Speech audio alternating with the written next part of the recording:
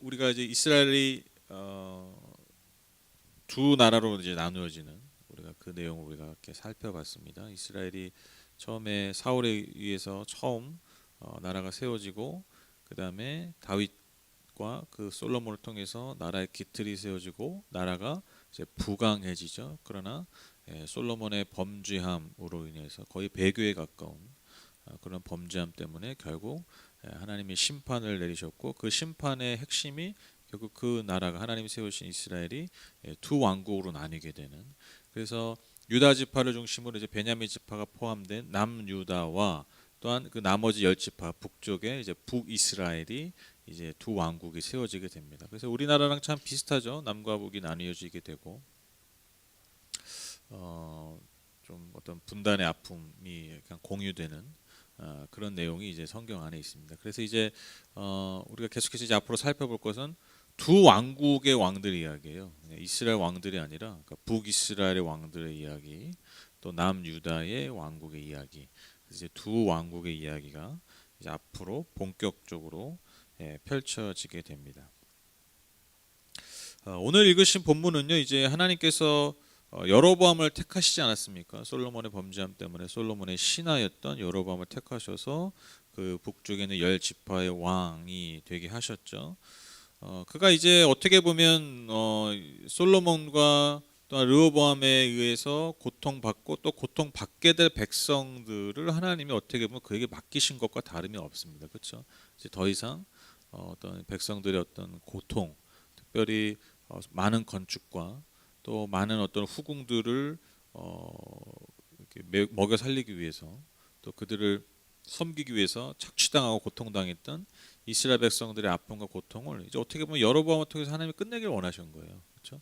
그래서 참 출발은 참 선한 의도 또 좋은 어떤 부르심으로 그가 왕이 되었던 것이죠. 그러나 안타깝게도 그는 얼마 가지 않아서 하나님의 뜻을 완전히 거스르는 그런 왕이 되게 됩니다. 결국 그 왕의 어떤 하나님에 대한 반역이 북이스라엘 전체에 큰 영향을 미치게 되는 것이죠. 오늘 본문을 좀 잠깐 살펴보면 이제 처음에 이제 여로보암이 세겜이라는 도시를 이제 수도로 삼고 있다가 얼마 후에 이제 분노의 성을 세우고 그리로 이제 수도로 옮깁니다. 그러니까 이제 나라의 전 기틀을 이제 세워갔다라는 내용입니다. 그렇게 나라의 기틀을 다져가던 중에 여로보암 마음에 한 두려움이 생기게 됩니다. 두려움이 생기게 돼요. 그게 뭐냐면 26절 27절 보시면, 그런데 여로보암의 마음에 잘못하면 왕국이 다시 다윗 가문으로 돌아갈지도 모른다는 생각이 들었다. 이 백성이 예루살렘에 있는 주님의 성전으로 제사를 드리고 올라갔다가 그들의 마음에 그들의 옛 주인인 유다 왕 르호보암에게로 돌아가게 되는 날이면 그들이 자기를 죽이고 유다 왕 르호보암에게 돌아갈지도 모른다는 생각이 들었다. 그러니까 어떤 두려움이냐면, 여러분 이스라엘 백성들이 그 절기를 지키잖아요. 이렇게 절기를 지키면 이제 성전으로 올라가서, 그러니까 예루살렘 성전으로 올라가서 그 절기들을 지켜요. 근데 이제 여러분 절기가 이제 몇 차례 있잖아요. 뭐 맥주절도 있고, 뭐 오순 나중에 이제 오순절, 뭐 이제 칠칠절, 또 뭐 유월절, 제일 중요한 유월절, 막 이런 절기들이 있단 말이죠. 그러니까 이 절기를 위해서 지금이야 온라인으로 온라인으로 예배가 되지만 당시 무조건 성전으로 가는 거예요.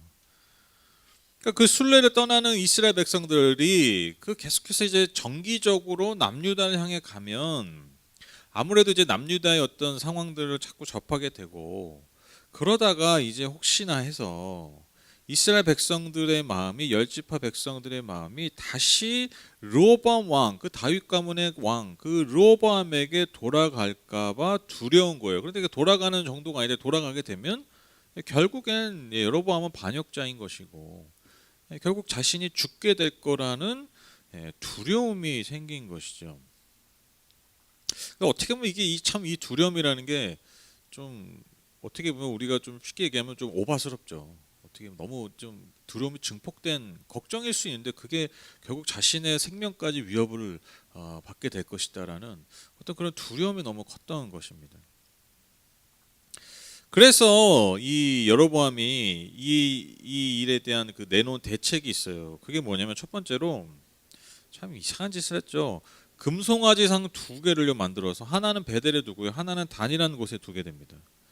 근데 이제 그 지도상 보면요, 북이스라엘에 있어서 이 베델이라는 지역은요 이 북이스라엘의 최남단이에요. 그러니까 북이스라엘에서 최남단이라는 것은 남유다의 국경과 가깝다는 거죠, 그렇죠? 그러니까 마치 우리나라로 치면 한반도로 치면 뭐 개성 막 이런데, 그렇죠? 개성이 이 굉장히 가까운 도시잖아요. 이 휴전선과. 그러니까 그것에 하나 세우고요.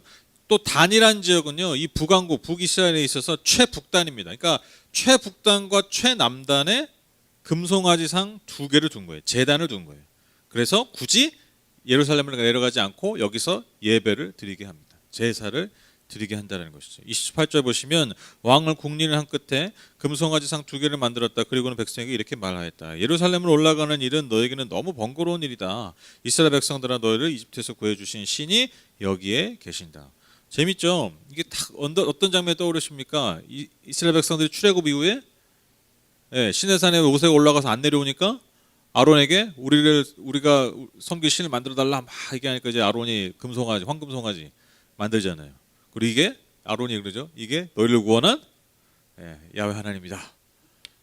딱 그 장면과 비슷합니다. 이게 말씀을 잘못 적용한 거예요. 그래서 여러분 큐티를 잘해야 돼요. 똑같은 말씀을 이런 식으로 엉뚱하게 적용하면 안 돼요.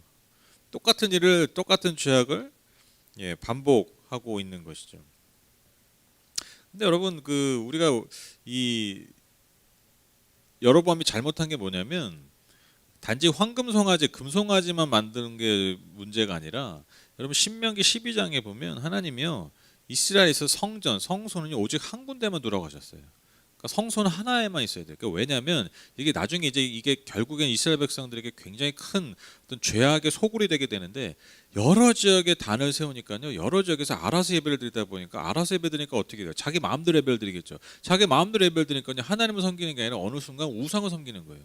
하나님의 제단에서 어느 순간 우상을 섬겨버려요. 그런 일들이 벌어졌다라는 것이죠. 그래서 여러분 우리도 그런 거 있잖아요. 사실 교회가 많으면 좋은 것 같은데 또 너무 많으면 좋은 게 아니에요. 그렇죠? 너무 많다 보니까 무슨 일이 벌어집니까? 각자 그냥 알아서 하나님을 알아서 만들어 놓은 거예요. 자기가 섬기고 싶은 하나님을 만들어 버리는 거예요. 그렇죠? 그러니까 올바른 신앙, 좋은 신앙, 열매 맺는 신앙은 결국 다른 게 아니에요. 하나님을 섬기는 거예요. 하나님을. 이게 말이 너무 이상하죠. 단순하죠. 근데 이 말 안에 굉장히 중요한 의미가 담겨 있는 거예요. 하나님을 섬기면 돼요. 하나님을 잘 예배하면 돼요. 근데 하나님을 예배하는 게 아니라 하나님을 예배한다고 하긴 하지만 결국엔 내가 만든 금송아지를 섬기는 거야. 여러 제단에서. 그러니까 그 예배가 의미가 없는 거예요. 하나님께는. 그러니까 아무리 열심히 해도 아무리 열심히 그 제단에서 빌어도 내가 믿고 내가 예배한 신이 하나님이 아니니까요. 금송아지니까요. 그에 따르는 열매를 맺을 수밖에 없다라는 것이죠.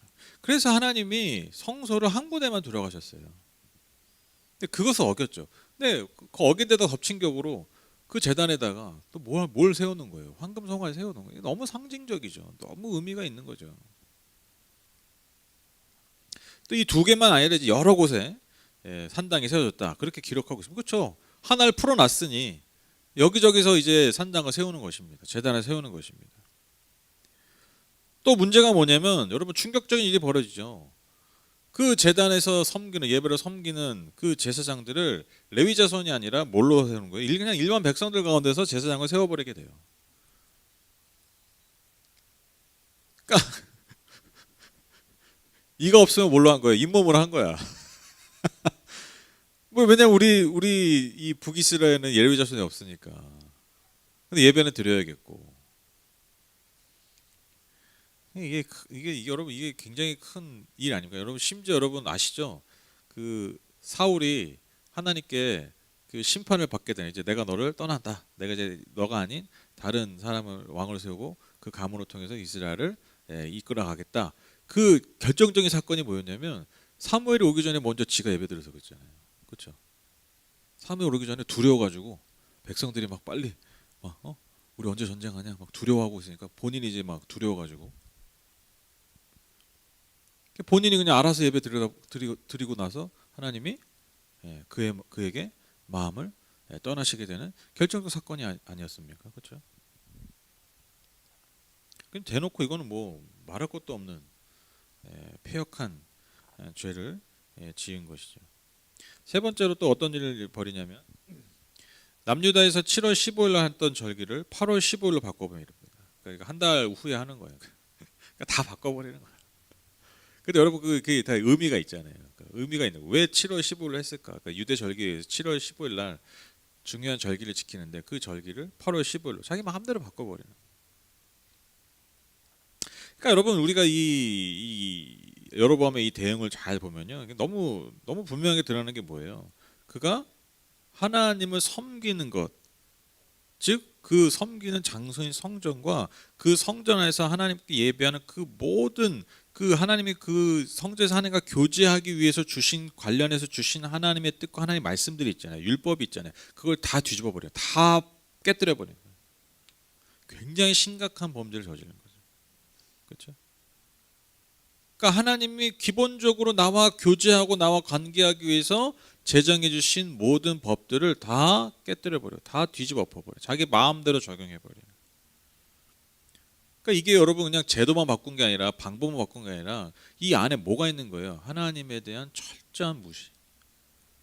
하나님을 경외하는 자가 아니라 하나님을 경외함으로 예배하는 게 아니라 전혀 없죠. 경외함 없이 그냥 뭐만 있는 거예요? 종교적인 행위만 있는 거예요. 왜?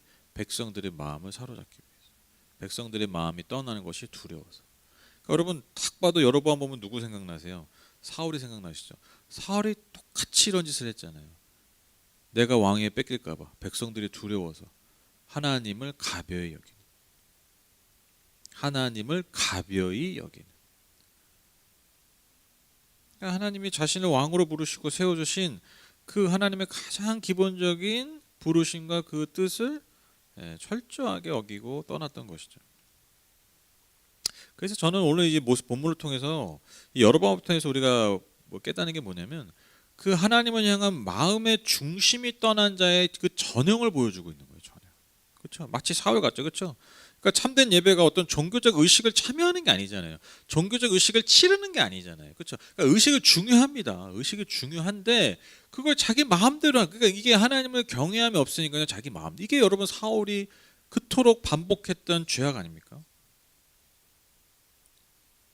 그래서 여러분 참된 예배가 뭐냐? 예식 안에서 예식도 중요하지만 결국 뭐예요? 내 마음의 중심이 늘 하나님을 향해 있는 거예요. 내 마음의 중심. 그러니까 여러분 당시에 제가 서도 말씀드렸다시피 억압받았던 백성들을 구하고 섬기라고 세우신 여로보암인데 또한 그의 이름 뜻 자체가 백성들이 번성하기를 기원한다 바란다 그런 뜻이에요. 여로보암의 뜻이. 근데 그 부르심과는 정반대로 백성을 섬기라고 했더니 백성을 두려워하는 거예요.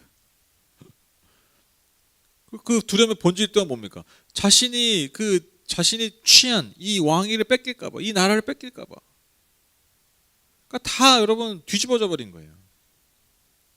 마치 사울처럼 백성들의 눈밖에 나면 자신의 왕국이 망할까봐, 없어질까봐 노심초사 자신이 원하는 대로, 자신의 두려움대로, 자신의 방식대로 반응했던 사람이 바로 여로보암이었던. 근데 여러분 그 모든 방식과 모든 뜻이 다 뭐에 어긋나는 거예요? 하나님의 뜻과 하나님의 방법과 반대이고 어긋났던 것이죠.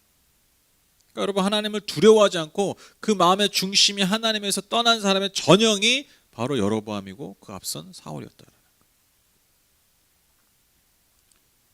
그래서 여러분 우리가 이 하나님의 향한 중심을 잃어버리게 되면요, 여러분 어떤 삶을 살 수밖에 없냐면 하나님이 우리를 부르신 그 왕의 형상, 그 왕의 부르심, 하나님의 형상으로 사는 게 아니라 스스로 왕이 되려니까 이런 일이 벌어지는 거예요. 그렇죠? 스스로 왕이. 그러니까 하나님 저 여러분 왕으로 부르셨잖아요. 왕 같은 제사.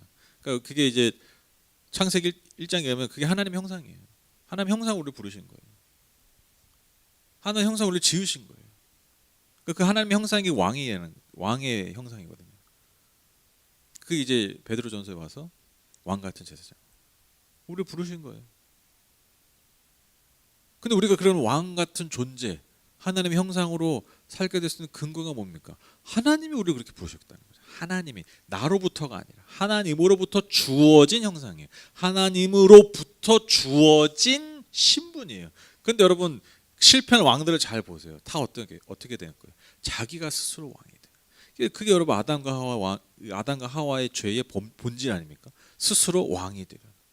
그러니까요 어떻게 된 거예요? 에덴 동산에서 쫓겨난 거 똑같죠. 여러분 사울도 그렇죠. 스스로 왕이 되려니까 왕국에서 쫓겨나죠. 여러분 여로보암도 마찬가지죠. 스스로 왕이 되려니까요 그 왕국에서 쫓겨나.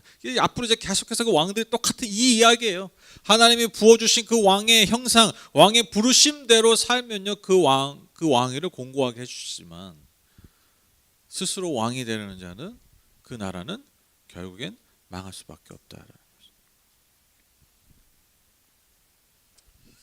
그래서 저는 이제 결론적으로 이렇게 보니까 결국 여러분 그 타락의 시작, 그러니까 그 하나님을 떠나는 삶의 어떤 그 출발 시작이 뭐냐면요, 이게 거창한 게 아니에요. 그러니까 결국 기본적인 것이 무너질 때, 그러니까 마음의 중심이 무너지니까 중심이 있다니까요. 뭐부터 무너지기 시작하면 그냥 기본적인 것부터 자꾸 무너지는 거예요. 기본적인 것부터. 그러니까 여로보암이 무너뜨린 게 뭐예요? 여러분 여로보암이 처음부터 대단한 죄를 지은 게 아니잖아요. 뭐 성전에다 돼지피 뿌린 게 아니잖아요. 뭐 성전에서 간음을 한 게 아니잖아요. 성적 타락을 뭐 이런 게 아니에요. 뭐부터 한 거예요? 야야 예배 장소 바꿔. 이거 너무 그냥 기본적인 거예요. 하나님 제정하신 기본적인 거. 뭐 대단한 게 아니에요. 야, 예배는 예루살렘에서 드려. 그리고 예배는 제사장들 인도해. 이거 뭐 대단한 게 아니잖아요. 그냥 정해진 거예요. 그냥 놔두면 그냥 돌아가는 거. 대단한 헌신이 필요한 게 아니에요. 그냥 놔두면 돌아가는 거. 절기 지키는 거. 아니 계절이 바뀌고 그냥 오는 거잖아요. 그냥 그 절기 지키면 돼요. 그 날에. 그러니까 지금 여러분 오늘 잘 보세요. 여러분이 어긴 게 뭐냐면 그냥 기본적인 거예요. 어려운 게 아니에요. 그냥 놔둬도 사실 그냥 돌아가는 거 알아서. 오히려 그냥 관성적으로도 돌아갈 수 있는 거예요. 자기 마음대로. 그 마음의 중심이 떠나니까요. 기본적인 것부터 무너지기 시작해요. 기본적인 원칙들, 삶과 신앙의 기본적인 원칙들이 무너지기 시작하냐. 그게 그냥 뚝처럼 어느 순간 확 무너져 버려요. 그러니까 여러분 사울도 사실 그런 거죠. 사울이 대단한 범죄를 처음부터 한 게 아니에요.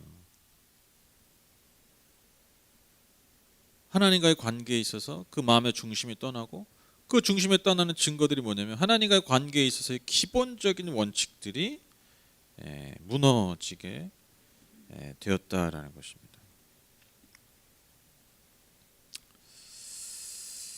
그래서 저는 오늘도 제가 이제 예배 전에 그 찬양하기 전에 말씀드렸지만 여러분 그러니까 시절이 어려울수록 진짜 중요한 게 뭐냐면요. 시절이 어려울수록 대단한 일을 찾고 대단한 도약을 꿈꾸면 안 돼요. 오히려 그럴 때에서 우리가 지켜야 될 게 뭐냐면 기본적인 것들을 다시 추스려야 돼요. 그 무너졌던 뭐 대단한 화려한 탑이 아니라 그 무너졌던 기초 같은 그 돌 하나하나 이거를 잘 세우는 일들이 정작 중요한 거예요. 그러니까 저는 오히려 있기는 참 어려운 시절에 하나님이 우리에게 주시는 도전은 뭐냐면 우리의 삶의 가장 기본적인 것들이 무엇이었나, 기본적인 것들이 무너졌던 게 무엇이었나 이거를 살펴봐야 된다라는 것이죠. 그래서 저는 어떻게 보면 그 제가 이제 지난주에도 주일날도 말씀드렸지만 이런 어려운 시절에 우리 교회 예배 가운데서 계속해서 하나님의 어떤 사랑, 하나님의 은혜, 구원의 그 은혜들이 계속해서 선포되는 저는 이유 중에 하나는 그게 가장 중요하니까. 그게 가장 기본적인 거니까. 이걸 놓쳐버리고 또 다시 뭐 중심 없는 그 뜻없는 열정 뭐 이런 거 뭐 코로나 팬데믹이니까 뭐 막 하나님을 그냥 흔들어 깨워가지고 그냥 막 그게 아니라 우리가 잃어버렸던 사실, 진짜 잃어버렸던 신앙의 출발, 구원의 출발. 그게 뭐냐? 그게 우리의 열심이 아니잖아요. 우리의 나의 나됨이 아니잖아요. 우리의 우리됨이 아니잖아요. 하나님의 하나님 되심 때문에 우리가 구원받은 것이고, 그렇죠? 그 하나님 은혜 때문에 우리가 살게 되는 그 잃어버린 사랑을 회복해야 된다는 거죠. 그래서 제가 이제 그런 말씀 드렸잖아요. 지지난주 설교했던 거예요. 3주 전에. 뭐 이렇게 뭘 하려고 하지 마시고 일단 제일 중요한 게 뭐냐면 내가 얼마나 하나님 앞에 사랑받는 존재임을 자꾸 인정하고 자각하고 받아들이라. 여기서부터 시작해야 돼요. 내 존재감이 계속 그 안에서 평안함을 되찾고 내 존재감을 되찾지 않으면요, 여러분 뭐 수많은 여러분 종교적 행위와 열심히 우리를 살리지 못합니다. 못해요. 뭐 명백합니다. 근데 기본으로 돌아가야 돼요. 기본으로. 그리고 한 걸음 더 나아가서 여러분 우리가 어떻게 보면 참 무시했던 그런 것들이 있잖아요. 뭐 주일날 가서 예배 드리는 거. 저는 그 좀 다시 돌아보게 되는데 그런 거 있잖아요. 우리가 뭐 예배당에 나와서 여러분 1시간 뭐 1시간 반 예배 드리는 거 가지고 되겠습니까? 아유 그것만 해도 감사해.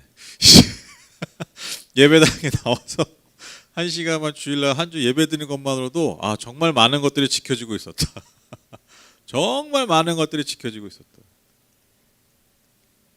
그리고 우리가 뭐 더 예배 후에 더 그냥 깊이 교제하고 삶을 나누고 서로 깊은 얘기를 나누고 그래야 되는데 우리의 교제가 너무 겉할 게 아닙니까? 아유 수박을 겉이라도 핥았으면 좋겠어요 이제. 그렇죠? 그냥 진짜 나와서 뭐 깊은 얘기를 맨날 나누고 뭐 속을 다 끄집어내고 뭐 그러지 않아도 그냥 만나서 서로 안부 묻고 서로 그냥 그 눈과 표정을 바라보면서 아 무슨 문제가 있구나 어려움이 있구나 그냥 그런 생각만 하고 그렇게 서로 그냥 알아주는 이런 것만으로도 우리가 사실 얼마나 많은 삶을 지탱해 왔는가 이를 깨닫게 됐어요. 그러니까 뭐 자꾸 대단한 걸 하려고 했었는데 기본적인 거 지켜졌을 때 그 모든 걸 잃어버리니까요. 그 기본적인 것만으로도 얼마나 우리의 삶이 귀했나. 너무 이상적으로 살았던 것 같아요. 너무 이상적으로. 그게 잘못됐다는 게 아니라 이상적인 걸 포기하자는 게 아니라 그러니까 이미 하나님 우리에게 주신 그 기본적인 것들이 사실 얼마나 귀했던가. 그게 참 다시 생각나게 되더라고요. 그래서 여러분 우리가요. 지금 뭐 막 온라인 예배 뭐 이런 게 지금 거의 1년 넘게 지금 온라인으로 완전히 전환되고는 지금 작년 아마 가을부터인가 지금 계속 선착순 예배를 드리고 그런 상황인데 그래서 아이들도 뭐 이제 뭐 거의 잘 못 나오고 반도 안 나오죠. 아이들이 반도 못 나오는 이 상황들이 저는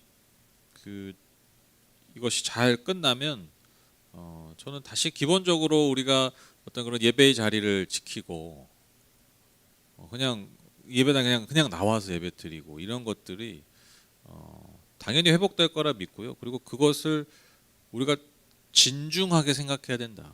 진중하게. 우리가 다시 예배 나와서 뭐 대단한 일 하려고 하는 게 아니라 이 예배의 자리를 다시 지키는 거. 예배당에 나오는 거. 예배 나와서 그냥 같이 밥 먹는 거. 이런 것들. 이런 너무 기본적인 단순한 것들을 다시 회복하고 지키는 것들이 얼마나 우리에게 중요한 거. 왜 이게 기본이잖아요, 기본. 그러니까 이게 무너지면요, 그냥 다 뚝처럼 무너지는 거예요. 저는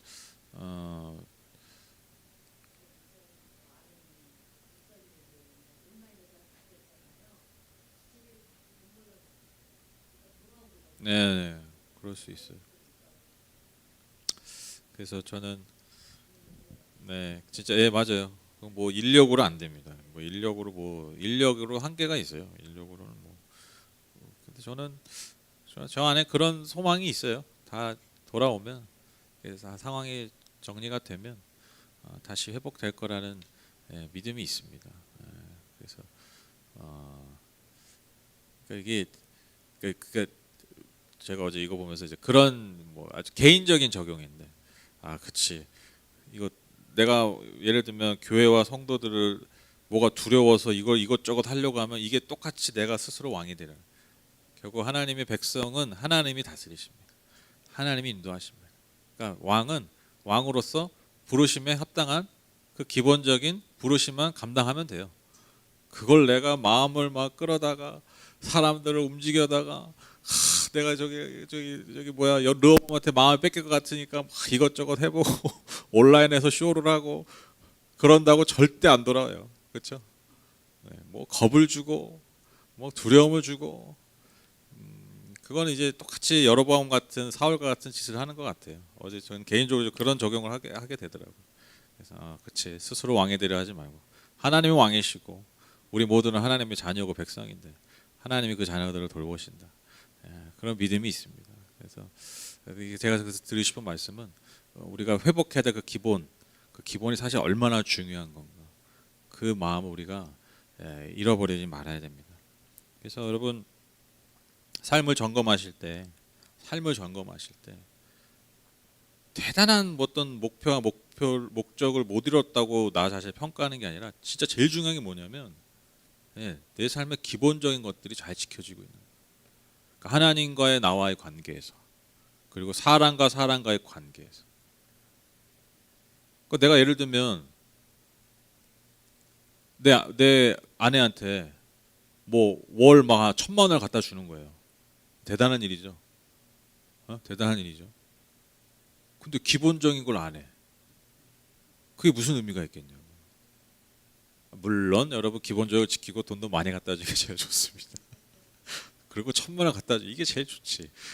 근데 그거 없이 기본적인 관계에 대한 그런 헌신 없이 기본적인 거 대단한 게 아니라 그게 여러분 무너져요. 그게 결국 그 1,000만 원도 그 가족들한테 의미가 없어져요. 우리가 그런 상황들을 여러분 얼마나 많이 봅니까? 얼마나 많이 봅니까? 지금 사례 얘기하면 뭐 한도 끝도 없어요. 그러니까 하나님과 관계 똑같다는 거예요. 우리가 뭐 하나님 뭐 얼마나 사실 대단한 일을 하겠습니까? 근데 우리가 하나님과의 그 관계에서 기본적인 그 마음의 중심, 기본적인 원칙들이 지켜지고 있는가?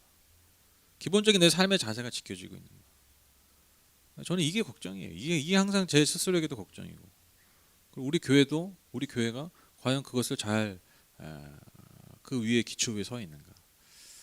그것이 우리의 점검 포인트가 되어야 된다. 저는 오늘 여로보암을 통해서 이 여로보암의 이 하나님을 반역한 이 모습을 통해서 이 여로보암이 대단한 죄를 지은 게 아니구나. 대단한 죄를 지은 게 아니구나. 대단한 것을 저질러서 하나님께서 그에게 마음을 떠나신 게 아니구나. 그래서 그것을 우리의 삶에 잘 적용할 때 정말 하나님의 어떤 역사하심이, 하나님 우리를 사용하심이, 하나님 우리 안에서 계속해서 일하심이 바로 그 기본적인 통로를 통해서 들어오는 것이구나. 다시 한번 깨닫게 되었습니다. 그래서 오늘 말씀의 제목인데요. 두려움이 흔드는 삶의 중심. 두려움이 흔드는 삶의 중심. 우리의 삶에 시각각 다가오는 그런 두려움들이 우리의 마음의 중심을, 하나님을 향한 관계를 향한 중심을 흔든다면요, 가장 뭐가 흔들리게 됩니까? 기본적인 것들이 흔들려버려요. 근데 역설적으로 적용하면요, 여러분 그 가운데서 두려움이 있을 때 여러분 다시 뭘 붙드는 거예요? 기본을 붙드는 거예요. 그러면요 마음의 중심이 회복됩니다. 기본을 대단한 거 하지 마세요. 기본을 붙드세요. 그때 우리의 마음이 다시 견고해지는, 성령께서 우리를 붙드신 은혜가 충만하게 될 줄 믿습니다. 그래서 기초가 튼튼한, 식상한 말이지만 기본이 단단한 그런 하늘법교회 모든 성도님들 함께 예배하시는 모든 분들 되시기를 주님의 이름으로 축복합니다. 제가 기도하고 마치겠습니다. 하나님, 시시각각 우리의 삶에 얼마나 많은 두려움들이 오는지 모릅니다. 근데 참 인간이 실수할 때가 두려움이 내 삶을, 내 생각을, 내 마음의 중심을 흔들 때입니다. 주님, 이 시대, 이 시절이 참 어떻게 보면 우리의 마음의 중심이 흔들릴 만한 두려움이 많이 우리에게 더 다가올 때입니다. 주님, 간절히 기도합니다. 우리 성도님들 한 분 한 분 그 마음 가운데 함께 하시고 성령께서 그 마음 붙들어 주셔서 정말 그 마음의 중심이 흔들리지는, 어떠한 두려움에도 흔들리지 않고 무엇보다 우리를 부르신 그 기본, 그 기초, 그 안에서 흔들리지 않는, 그것을 잘 붙들고 잘 실행해 나아가는, 흔들리지 않는 그런 하나님의 자녀의 백성 될 수 있도록 축복하여 주시옵소서. 그래서 오히려 이 시절을 통해서 우리가 더 단단해지고 더 견고해지고 더 아름다워질 수 있는 하나님의 백성들이요 자녀들 될 수 있도록 하나님 축복하여 주시옵소서. 하나님, 오늘도 우리에게 주신 은혜 감사해서 마음을 담아 뜻을 담아 주님 앞에 예물을 드립니다. 주님, 그들의 손길 삶을 기억해 주시고 주님, 오직 주님만이 주실 수 있는 은혜와 복으로 넘치도록 풍성하게 채워 주시옵소서. 예수님의 이름으로 기도드렸습니다. 아멘. 주기도문 예배를 마치